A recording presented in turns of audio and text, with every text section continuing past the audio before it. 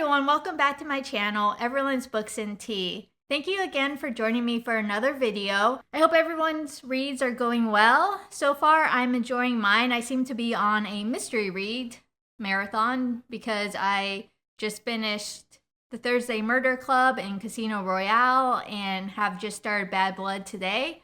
And I've enjoyed all of them. Casino Royale definitely took me a little bit longer to get into, but once the action started, I definitely ended up enjoying that book and looking forward to watching the movie tonight so I can kind of see the difference between the book and the movie. Anyway, let's get to what we're here for today. So winter is almost upon us. In another month or so, we will hopefully start to see that. And that means it's time to look ahead at the new releases coming out this winter. So I have chosen 8 books I'm excited about that are coming out between December and February, and I'm just going to kind of briefly talk about them and let you guys know why I'm excited about these and what I'm looking forward to in the next coming months. And all these books will be added to my new release jar for my TBR game as they come out. All right, so I have a cup of tea to get us started and my list on my Kindle to remind me of what I wanted to say about each book. So we are set to get going for this video. All right, so the first book we are going to talk about is kind of unique in that it is written by a professional chef. And he's kind of taken his experience as a chef and translated it into this fiction book that is coming out this December, actually December 24th of this year. And that book is Knife Skills for Beginners. It's by Orlando Murin. And he is a professional chef. He was a semi-finalist on MasterChef. He's owned a bed and breakfast in Southwest France. He's also opened a boutique hotel in England. And he's the president of the Guild of Food Writers. So a lot of experience from the chef side of things, but this is his first debut novel, so his first venture into the fiction world. So for his first venture, he decided to jump into the cozy mystery genre with this book. So the blurb of this book is that this is the maid meets Top Chef in this novel in a new cozy crime series where at a Belgravia cookery school, murder is on the menu. I enjoyed The Maid. I love cozy mysteries, and that is why I decided to add this onto my winter new releases. So this book follows Chef Paul, and Paul is a professional chef, obviously, because that's what I introduced him as. And he has reluctantly agreed to help an old friend by teaching at this exclusive residential cookery school in Belgravia. So his friend Christian was supposed to teach at this school, but he ended up breaking his arm and is now unable to teach. So Chef Paul has agreed to do this for his friend, and I'm pretty sure after the first night he is regretting this decision because on that first night someone ends up dead by a cleaver. A cleaver that he just happened to be using that day during class. So now we have to figure out who is this killer. Could it be one of his students? Could it be the owner of the school, Rose? But who the police are suspecting the most is Chef Paul because he was first on the scene and obviously he is good with a cleaver.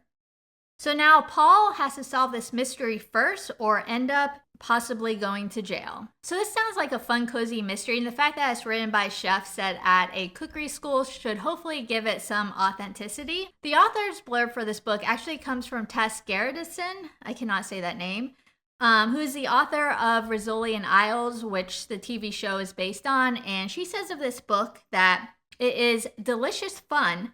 Knife Skills for Beginners is both intriguing and mouthwatering, starring a charming hero you'll want as your best friend. So that's the first book I'm adding to my new release list. It's always a little nerve-wracking adding a new author because you don't know if you're going to like their style of writing or whatnot. But again, the fact that it's written by chefs set at a cookery school makes me excited to read this. And maybe it'll be a new cozy mystery series that I will add to my very long series to finish list. All right. So let's move out of the mystery realm into the fantasy realm, in particular into the historical fantasy / magical realism realm with the book called The Peculiar Garden of Harriet Hunt by Chelsea Iverson. This is the author's second book. Her debut novel was released last year in 2023, and it was The Witches at the End of the World. So she kind of writes in the historical fiction genre. So this book is coming out December 3rd, 2024.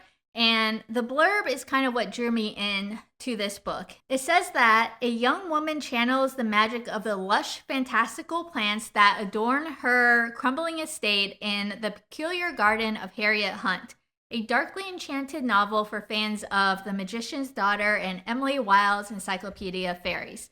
So I absolutely loved Emily Wilde's Encyclopedia of Fairies. It was probably one of my favorite books, if not my favorite book of the year that I read. And I'm definitely excited to get to the rest of the series. And that little addition onto this blurb has got me to add this book to my list. Am I being drawn in by the advertising? Probably, but we'll see. It worked on me. This book is now on my list. So this book follows Harriet Hunt, who has been living completely alone since her father disappeared. It's set kind of in the 1860s London.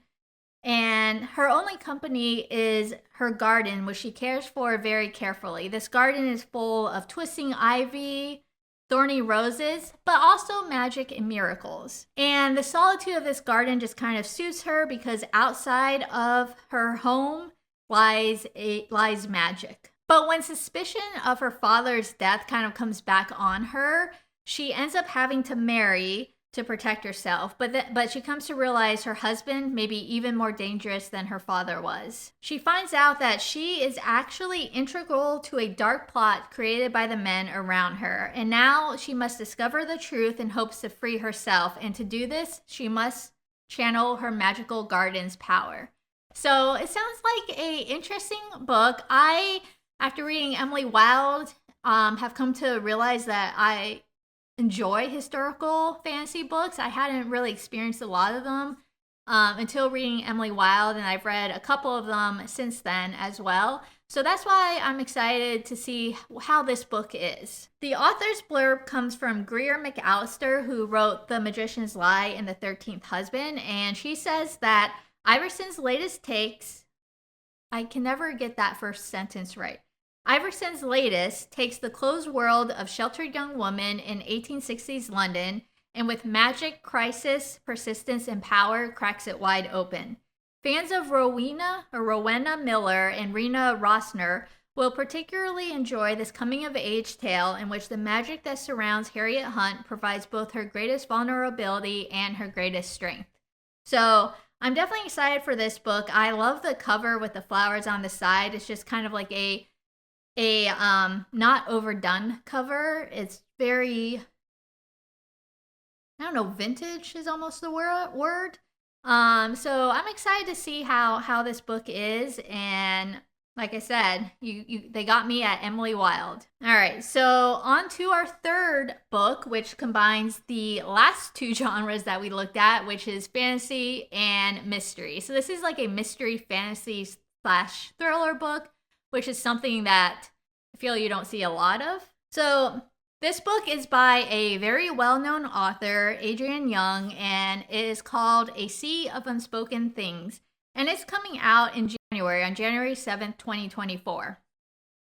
So Adrienne Young is probably best known for her book, The Unmaking of June Farrow, which I have yet to read, though I do own it. And she also has written The Fable and the Sky and Sea series. So this book's blurb is: a woman investigates her brother's mysterious death while coming to terms with her own haunting past in this atmospheric novel.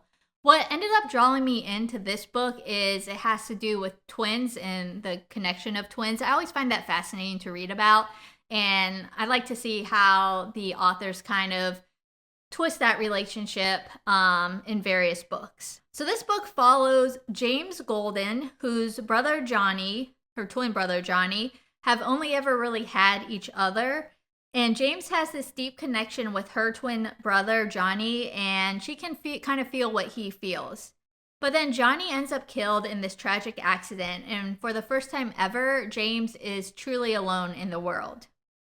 She travels to Hawthorne, California to settle her brother's affairs, and there she also has to face her ominous past that she shared with Johnny, as well as face Micah, who's the only man that she ever really loved. And then James ends up discovering that the connection between her and her brother hasn't truly quite gone yet. And the more she ends up immersing herself into his world, the more questions she ends up having about her brother and the secrets that he was keeping. And in the end, she'll have to decide which truth should come to life and which should stay buried forever. So, sounds like a good little fantasy thriller. I'm not sure what the fantasy aspect is going to be because obviously that was not in the summary, other than maybe the connection between the twins. So it definitely sounds like an interesting book that could be a good read. We'll have to wait and see. There were no author's blurbs on this that I could find, but sometimes that happens when the books are coming out a little bit later. So not going to read too much into that.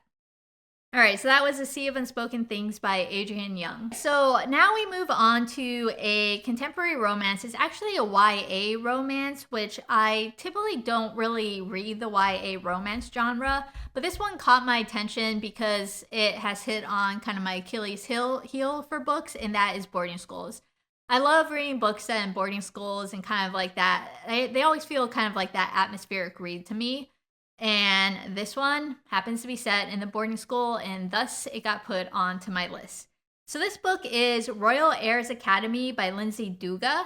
So Lindsay Duga is a YA and middle grade author, and she has many books rated on Goodreads. Her best is Kiss of the Royal, which was published back in 2018. So she seems to enjoy writing books around royalty. I almost said royalty. I was combining a lot of different words in that one.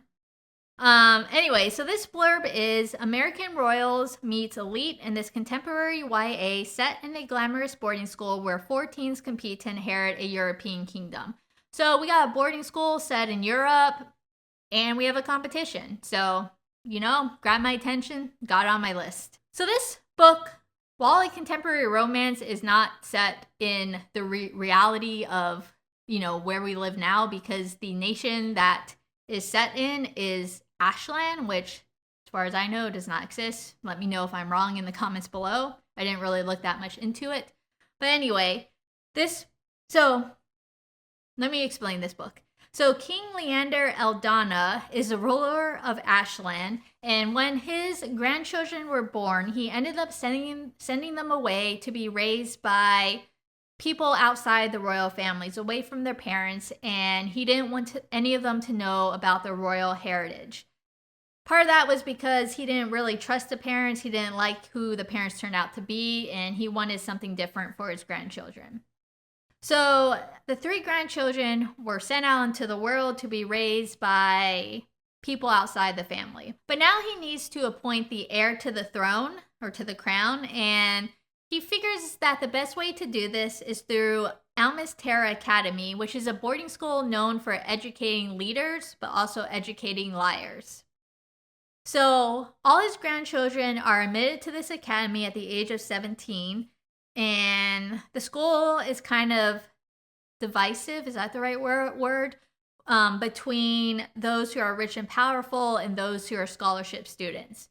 So the 3 grandchildren that are admitted to this school are Titus Eldana, who was raised in a wealthy family, and he's always felt that he was going to inherit the crown, and all that's left for him is to prove that he can do it. Then we have Alaric Eldana, who was raised in foster care, and all he really knew is growing up without a silver spoon and secondhand clothes, but what he did learn through this experience was how to rule through his fist. And then last is Emmeline Eldana, and she was also raised in a wealthy family, and all she's ever really wanted to do was to make her neglectful parents proud. And if securing the crown does that, she is going to do anything possible to get that crown.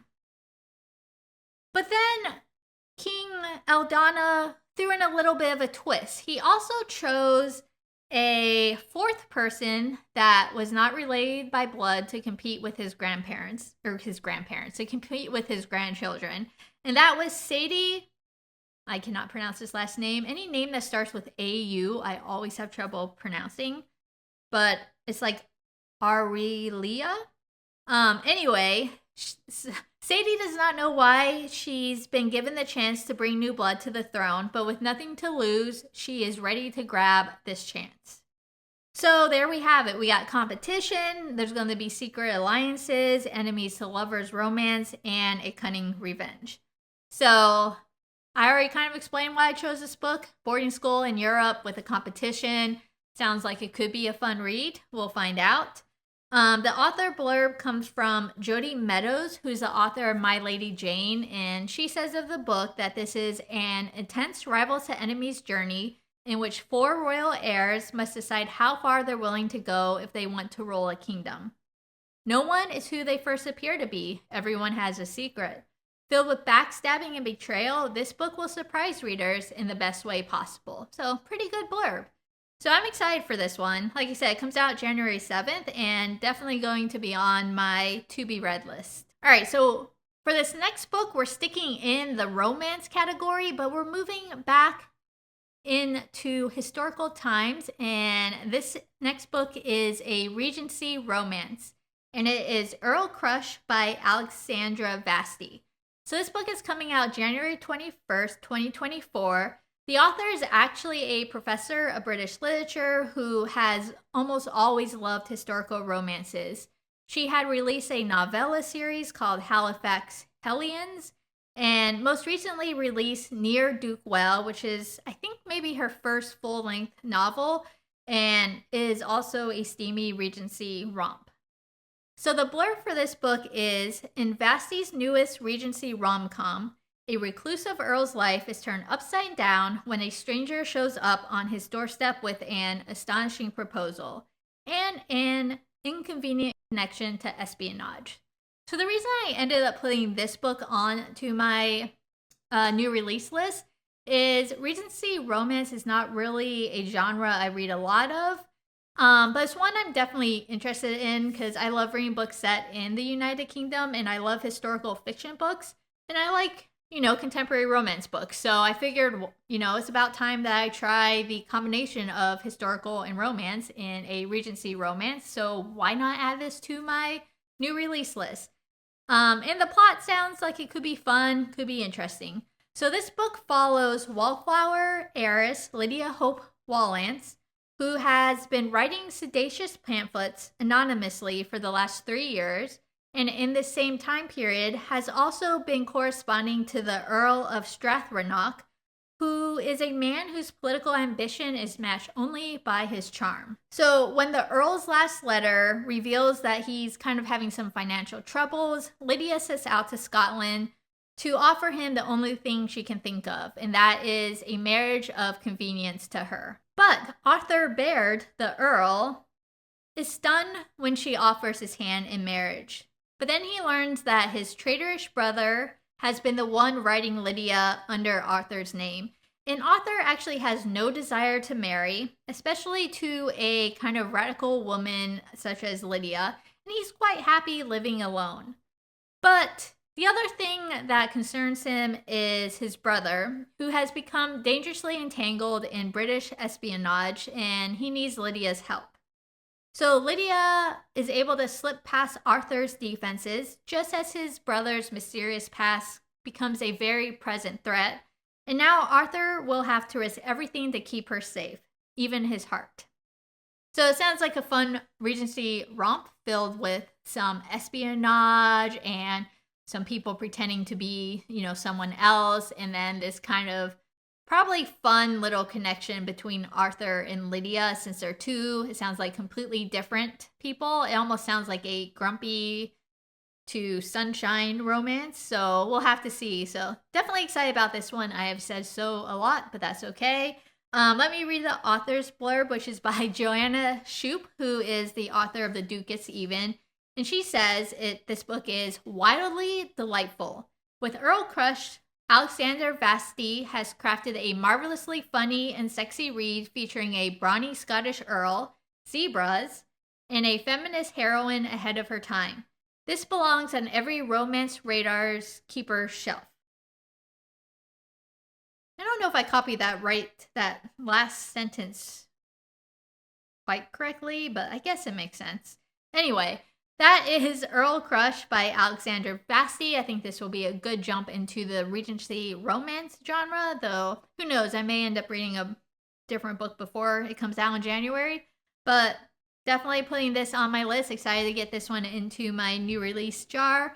And we'll get to reading this at some point in the future. By the way, if you can hear this noise going on, it's like this rumble that keeps happening. They are trying to cut down a very tall, which I think also dead tree, like several houses down. And I don't know why they decided to do this on a Saturday, but it's gets to be a little bit annoying because you can't block it out because it's not a consistent noise. It like comes and it goes and it comes again. But in case you're wondering what that noise is, they are cutting a tree down, a very tall tree, several houses down the road. Anyway, let's get on to our next book. This book is no surprise that is coming onto my list. It is Emily Wilde's Compendium of Lost Tales by Heather Fawcett. This is the third book in her Emily Wilde series. It's coming out on February 11th, 2025. For those who haven't read any of the Emily Wilde series, this is a historical fantasy series that I'm going to say I absolutely love. I've only actually read the first book. Definitely have the second book on my to be read list, but I fell in love with the first book. Like I said before, it is probably one of my favorite books I've read this year. It may even by the end of the year, since seeing we only have about 2 months left, be on top of that list. But I am so excited to get into the rest of them. After reading the first one, I decided to kind of wait until it got a little bit colder to read the second book because I felt like the first book fit well into the winter time. I don't know where the second book is set. I could be totally wrong, but I wanted to read it when the weather got a little bit colder, a little bit more cozy. But that's neither here nor there. This is the third book. So this series follows Emily Wilde, who is a Cambridge professor interested in writing an encyclopedia of fairies. So she travels the world to observe different species of fairies. The first book took her to a Nordic country, which I believe was Norway. And she's followed there by her academic rival, Wendell Brambleby, who she doesn't really know much about. And while researching the fairies, she also needs to find out what Brambleby really wants. So that's really all I'm going to say about this book because I don't want to spoil the first two. Well, it's hard for me to spoil the second one because I haven't read it yet, but definitely don't want to spoil the first one. Also, there is really no blurb or author's blurb on this book at the time either. So anyway, this book, super excited about, was obviously going to get onto my list, and I can't wait till it comes out. I don't know if this is just a trilogy. I think it may just be a trilogy, but I'm not 100% certain. So that's that on the list. All right, let's move on to the next one. So that was a historical fantasy book. This one is a gothic fantasy book that also has a touch of romance in it as well. And this book is called The Spirit Collection of Thorn Hall by J. Ann Thomas. I don't really enjoy the cover of this one. It's definitely not my favorite cover, but the book itself sounds interesting. This is the author's debut novel, and the blurb for the book says that a young woman forced to live with ghosts in a mansion frozen in time must decide between forbidden love and the price of freedom in this gothic fantasy where Jane Eyre meets the haunting of Bly Manor, perfect for fans of Starling House. This sounds like kind of like a haunting, cozy, gothic fantasy. And I love books set in these like old mansions and, add some ghost to it. That makes it even better. So this book is obviously set in Thorn Hall, which is a grand estate set in the Berkshires where 15 restless spirits roam the halls, and they have been bound to this mansion since the Gilded Age. So this book follows Elegy Thorne, who bears the weight of her family's curse to preserve the mansions as it was in the 1890s, using ancient folk songs to keep the spirits secret and silent in order to avoid deadly consequences. But then a mischievous child spirit wreaks havoc on the manor, and Elegy must call upon the family's trusted preservationist, who has a trusted preservationist in their family, to restore their mansion. So he ends up bringing his son Atticus, who's a young man full of ideas of modernization, and Elegy is just captivated by him, longing for freedom that she never really dared to hope for. So now she's torn between her desire to follow her heart and her duty to her family and to her legacy. To kind of reconcile this, Elegy begins searching for a way to release the spirit collection, which will not only free herself, but also set the ghosts free. So, it sounds like it could be a good book. It is a debut novel, so again, you don't really know if you're going to click with the author's writing style or not. But the premise sounds good, and it's, a little fantasy, a little romance, a little probably like mystery. There weren't really any blurbs on this yet as it comes out in February. The only one I could find comes from Publishers Weekly, and they said the highlight is the romance itself, which feels balanced and believable. So doesn't really tell you too much other than maybe the romantic part is great, which is, good if that's a very important part to this plot, which it sounds like it may be. But we'll have to wait and see till this comes out February, and hopefully it lives up to what the plot sounds like it could be. And that takes us to our last book on our winter new release list, which is probably one of the books on this list that I'm most excited about outside of Emily Wilde. And that is The Rose Bargain by Sasha Payton Smith. So this is a historical romantasy. You can see I'm into the historical fantasy genre at the moment. And this book is coming out on February 4th, 2025. The author is known for her 2 historical fantasy novels, The Witch Haven and The Witch Hunt. This is her first jaunt into romantasy, you could say. The other interesting thing that's on all her author biography profiles is that she also has a collection of porcelain hands. So I just found that interesting and had to mention it. So the blurb on this book is what drew me in and had me putting this book on my list. And the blurb is, the cruel prince meets the selection in this captivating duology opener, brimming with heart-pounding romance, vicious competition, and beautiful, cruel fae. So, like most people, I love The Cruel Prince. I thought that was a great trilogy. And that kind of is what drew me in to look into this book further. The fact that it's also a duology, so I know if I read this one, I'm not going to be stuck in like a 5, 6, 7 book series, was also nice as well. And it sounds like the competition could be quite interesting as well. So let me tell you about the plot of this book, which sounds very intriguing. So the plot is, every citizen of England is granted one bargain from their immortal Fae Queen. So high society girls are expected to bargain for qualities that would make them better suitors. Things like talents or perfect smiles. And in exchange, they would give the Fae Queen things like their happiest childhood memory or their ability to taste. So this book follows Ivy Benton, whose debut season arrives with a shocking twist, and that is there is a competition to secure the heart of the Queen's Fae son, Prince Bram.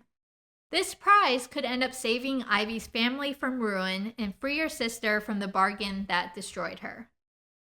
But at the center of every glittering Fae deal, there is a rotting heart. And at the center of this contest is a dark plot that could destroy everything Ivy knows. Sounds like a fun plot. It definitely kind of gives you like the Cruel Prince vibes as far as like the Fae go, where you can bargain with them, but there's always this like dark twist behind it. And based on the author blurbs, this book could definitely be a winner. This book has been blurbed from a lot of best-selling fantasy authors, including Ava Reed, Stephanie Garber, Chloe Gong, Adeline Grace, and Isabel Ibanez. So that sometimes can say something, not all the time, but it gets me a little bit more excited about this book. I'm just going to read 2 of the blurbs to you. The first one is from Ava Reed, who is the author of A Study in Drowning, which just happens to be on my November TBR. She says this book is both lush and dangerous, like flower petals tipped with poison. With twists, secrets, and stolen kisses, I was riveted through every page. The Rose Bargain is a masterful and enchanting entry into the canon of romantic fantasy. So, not only is that a good blurb, it's like a well-written blurb as well. It's like a very descriptive blurb. Both lush and dangerous, like flower petals tipped with poison. I mean, that kind of gives you the atmosphere of the book, that's for sure. And then the second blurb is from Stephanie Garber, who is the author of Once Upon a Broken Heart. And she says, a delicious, dark, and romantic fantasy full of clever surprises, twisted secrets, and bad decision. Like the dangerous fairy bargains inside of his pages, the Rose Bargain delivers on his promises in heart-pounding and unexpected ways. I absolutely devoured this book.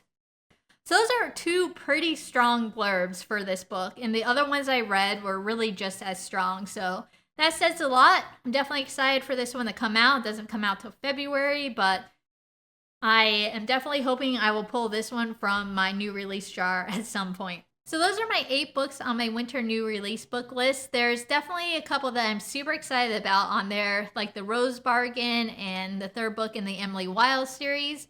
There's also a couple of those romance books that sound like they could be fun reads as well. But we'll just have to wait and see, because you never truly know until you read the book. That's all I got for today's video. Let me know in the comments below if you're excited about any of these books, or if there's any books coming out between December and February that you can't wait to read, or that you think I should add to my list as well. If you've enjoyed this video, please hit the like button. If you want to see future videos from me, please hit the subscribe button. The next couple of videos I have coming out there, I'm going to try to do a October wrap-up video. We'll see if I can get that done. Actually, right after I record this video, I'm going to start on my monthly reading game video, whose theme this month is going to be cozy reads. So we're going to read some cozy fantasies, cozy mystery, and cozy romance books, which I'm super excited about. It's like the perfect categories for fall. So that video will definitely be coming out in the next couple of weeks. And then before we know it, we're going to be into December, and it's going to be time to do our December TBR. I hope everyone's rest of the month goes well, that you're enjoying the books that you're reading, enjoying the weather outside. And I will see you in my next video. Take care. Bye!